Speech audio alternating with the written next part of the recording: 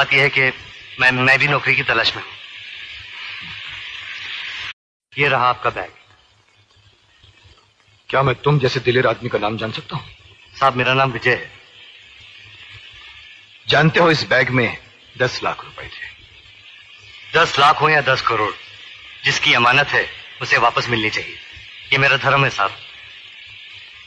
मुझे तुम जैसे ईमानदार आदमी की तलाश भी थी और जरूरत भी, इसलिए तुम जहां भी काम करते हो कल से वहां काम नहीं करोगे।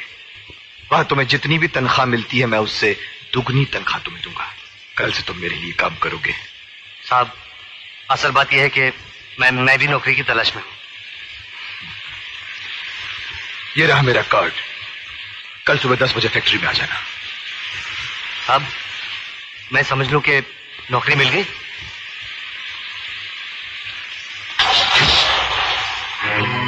एक मामूली सा काम भी नहीं कर सके तुम लोग।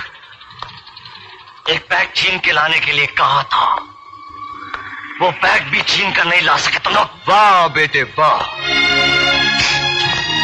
तुझे आज अपनी औलाद कहते हुए भी मुझे शर्म आ रही है। अरे दुनिया का बड़े से बड़ा चोर डाकू भी अपना घर छोड़कर डाका डालता है, मगर तूने तो अपने बाप की दौलत पर ही डाका डाल दिया। अपने बाप को लूटना चाहता है तू। बाप जब बेटे की फिक्र नहीं करता तो मजबूरन हम जैसे बेटों को ऐसा रास्ता अपनाना ही पड़ता है। खामोश। तेरे उन अय्याश और गुमराह दोस्तों पर लुटाने के लिए हराम की दौलत नहीं है मेरे पास। अरे क्या नहीं दिया तुझे मैंने? घूमने के लिए गाड़ियां, रहने के लिए आलीशान मकान, नौकर चाकर और एक अमीर बाप के बेटे का नाम दिया है तुझे मैंने।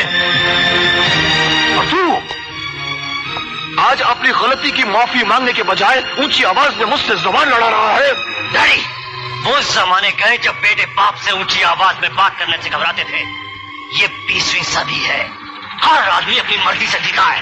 अपनी मर्जी से जीना चाहता है तू? अपनी मर्जी से तो जा, जी कर दिखा मुझे। अपनी मेहनत और पसीने की कमाई से 2 वक्त की रोटी कमा कर दिखा मुझे, तब मुझसे। मुझे कमाने की जरूरत नहीं है। आपकी दौलत पर मेरा भी हिस्सा है। आपके रुपयों पर मेरा भी हक है। कानूनी तौर पर आपकी एक एक पाई का मैं भी हकदार हूं। अपने बाप पर हमला करवाकर जो बेटा 10 लाख रुपए लूटने के लिए इंसानियत को भूल सकता है, खून के रिश्तों को भूल सकता है, ऐसे नालायक बेटे का अपने बाप की दौलत पर कोई हक नहीं होता। कोई हक नहीं होता। इससे पहले कि मैं तेरे खिलाफ कोई ऐसा कदम उठाऊं जिसके नीचे तेरी जिंदगी कुचल कर बिखर जाए, संभाल ले अपने आप, संभाल ले। ये मेरी आखिरी वार्निंग है तुझे। इसके बाद आइंदा ऐसी कोई तूने गलत हरकत की तो मैं तुझे अपनी जायदाद से बेदखल कर दूंगा।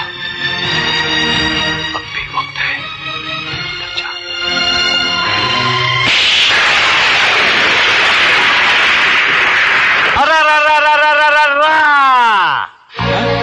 अब तुम जाओ, बाद में सुनाता हूँ। अरे बाप रे बाप। जॉन अंकल, मुझे नौकरी मिल गई। क्या? हाँ, नौकरी मिल गया? हाँ। God is great. सुनो रे, सनी को नौकरी मिल गया।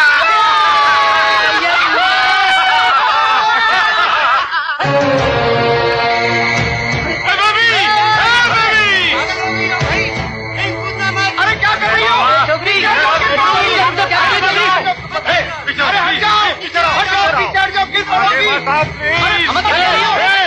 अरे बेबी, अंकल हाथ जोड़ता है। अंकल लगी शर्त अभी तो होती है।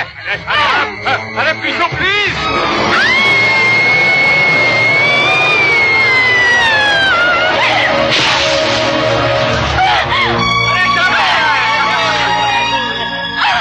मेरी जान बचाने वाली आज खुद अपनी जान क्यों देना चाहती है? हाँ, मैं जीने नहीं चाहती, मर जाना चाहती हूँ। क्यों बचाया मुझे? लेकिन मरना जिंदगी से हारना है, कायरता है, बुज़दिली है। हाँ, मैं बुज़दिल हूँ, कायर हूँ, जीना नहीं चाहती। छोड़ दो मुझे, छोड़ दो। लेकिन तुम मरना क्यों चाहती हो? क्यों? बोलो मुझे। जानना चाहते हो तो सुनो।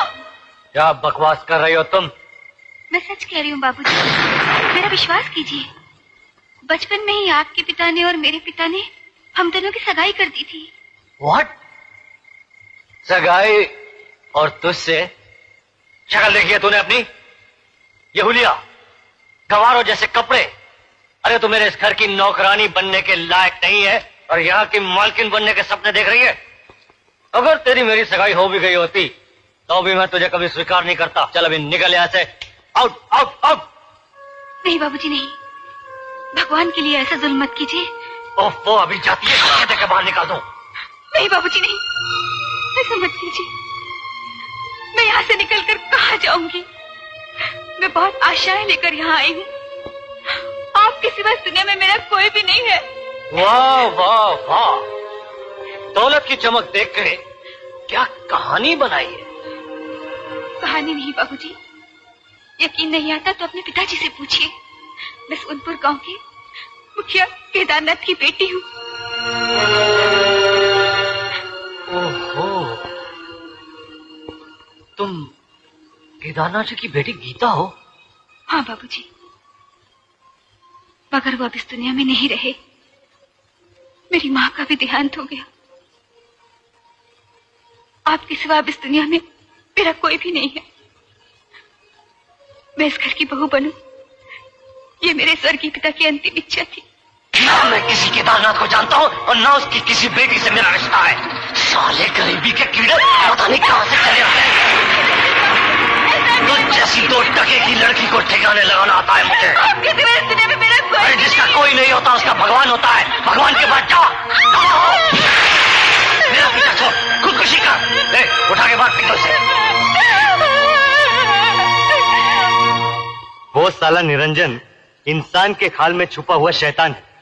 तुम उस शैतान के लिए अपनी जान देना चाहती थी? अरे तुम्हें तो अपने अपमान का बदला लेना चाहिए। तो उलट दो ना साले का तख्ता। हाँ मेले वाला क्यों था? ये इतनी सीधी, वो इतना टेढ़ा, ये मौसमी नारंगी जैसी मीठी, वो करेले नीम जैसा कड़वा। कैसे हो सकता है ये सब? सनी, ये बेचारी अकेली लड़की उस डेविल से क्या टक्कर ले सकती है? जॉन अंकल, जिस तरह उसने इसे पहचानने से इनकार कर दिया, हमें कुछ ऐसा गेम खेलना चाहिए कि वो भी इसे ना पहचाने और इसे पाने के लिए तरसता रहे। और उसके बाद ये निरंजन को एक ऐसी चोट दे कि वो जिंदगी भर तक तड़पता रहे। देखो भाई, कहते हैं कि ताकतवर को तलवार से मारा जाए और दौलत वाले को हुस्न के बाद से। लेकिन विजय कैसे हो सकता है? मैं समझाता हूं, आओ। भैये, हमरी खोपड़िया के जंगल में छुटका से छुटका सफेद बाल हमरी ई नजरिया पकड़ लेते, मगर उस दूसरा विजय शहर का जंगल में कैसल पकड़ में आए, ये बात हमारी खोपड़िया के पकड़ में नहीं आवत है। राजेश्वर, विजय नाम की पतंग की डोर हमरे और तुम्हारे हाथ से छूट गई है और पतंग जा गिरी है शहर में। अगर हम निरंजन से कहें कि विजय को शहर में तलाश करें तो? नहीं राजेश्वर, नहीं। अगर निरंजन को पता चल गया कि बिजनेस की दाल में कुछ काला है, तब तो सिर्फ तोरे और हमरे बाल ही काले हुए हैं। ये सारा सौदा ही काला पीला हो जाएगा, लेने के देने पड़ जाएंगे। तो फिर क्या करें भैया, क्या करें? फिलहाल तू अपने बाल काले कर, उसके बाद ऐसा कोई काला चक्कर घुमाएंगे कि सारे गांव की जिंदगी काली हो जाएगी।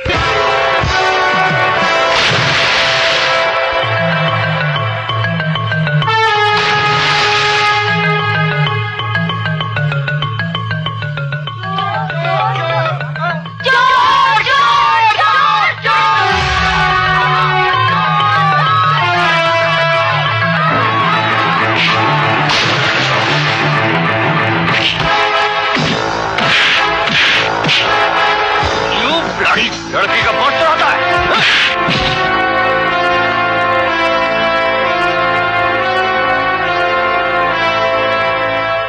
Excuse me,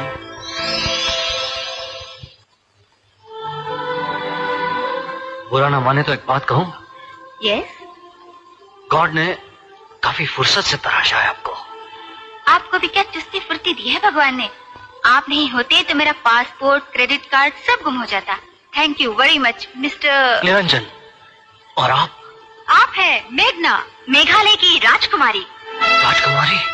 princess of Meghalaya. आपसे मिलकर बहुत खुशी हुई। Thank you very much. Excuse me, if you don't mind, मैं कल आपको चाय पर इनवाइट कर सकता हूँ? कल? मैडम कल आप शाहरुख खान के साथ डिनर कर रही हैं? या बेचारा 6 महीने से चक्कर काट रहा है। परसों तो सचिन तेंदुलकर के साथ आपकी अपॉइंटमेंट है।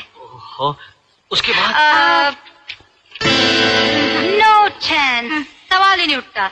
जूनियर पतौड़ी शर्मिला जी की रिकमेंडेशन लेकर आया है। Friday, GT Birla, Saturday, Anil Kapoor, Ambani. मेघना जी, मेरी बारी कब आएगी? आप संडे को क्या कर रहे हैं? कुछ नहीं। अरे आपने कुछ करने के लायक छोड़ा ही नहीं है। मैं फ्री हूँ, एकदम फ्री हूँ। आप बताइए कब और कहाँ मिलना है, मैं आपको घर से पिक कर लूँ। आपका घर कहाँ है? घर तो मेघालय में है। फिलहाल आप चाहें तो ओबराय से मुझे पिकअप कर सकते हैं। What time? यही कुछ 6-7 के बीच। Alright, मैं सुबह 6 बजे वहाँ पहुँच जाऊंगा। मैं सवेरे की बात नहीं कर रही हूँ, मैं शाम के 6 बजे की बात कर रही हूँ। मैं तो सुबह 6 बजे ही आ जाऊंगा।